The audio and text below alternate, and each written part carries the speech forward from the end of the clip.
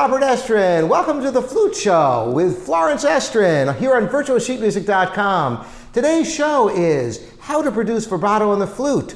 Vibrato, you've heard it on almost all instruments except the piano. Sadly, can't do vibrato. But it's the most natural thing for singers and other instrumentalists, wind instruments and string instruments. They emulate that fluctuation in pitch. Well, how is it possible to do that on the flute? Thanks for joining us, Florence. Maybe you can talk a little bit about this. Okay, the way you do it on the flute is by going ha ha ha ha ha. Nothing funny about that, but it works. Now, interestingly, what I want to talk about, because that's pretty simple, huh? When you practice it, you may start out not being able to go as quickly, and so you might want to take out a metronome and try to get to a point where you're doing like 6 ha's on a beat, and then slowly move it up so that you have control over your speed. And the thing is, because vibrato isn't just an adornment on your sound. I mean, sometimes it feels like that because, you know, it makes it so pretty, but it also is a very expressive tool. So what you do is you vary the use of vibrato in service of the music. So what I'd like to do is play the opening of Debussy's Syrinx and show how a bit of variation in the vibrato can really help the expressiveness of this music.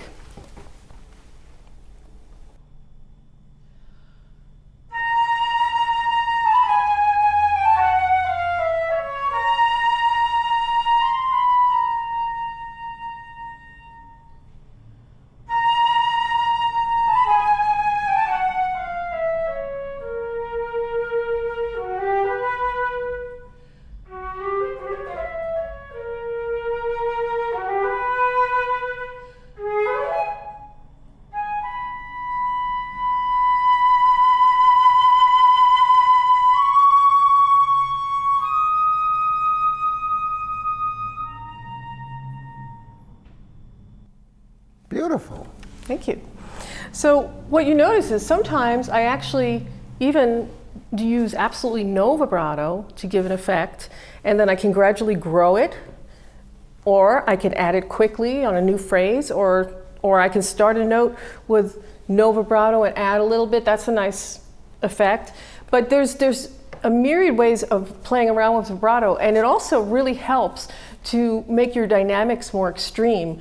Adding a wider vibrato, bigger vibrato, faster vibrato on a loud section makes it seem louder, and the converse is true. When you narrow the vibrato down and maybe even take it away, slow it down a little bit, it seems like you're getting even quieter.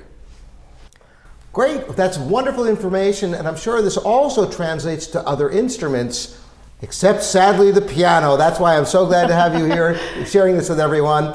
Thanks again for joining us, Florence, and look for more flute shows here at virtualsheetmusic.com. Thanks again, I'm Robert Estrin.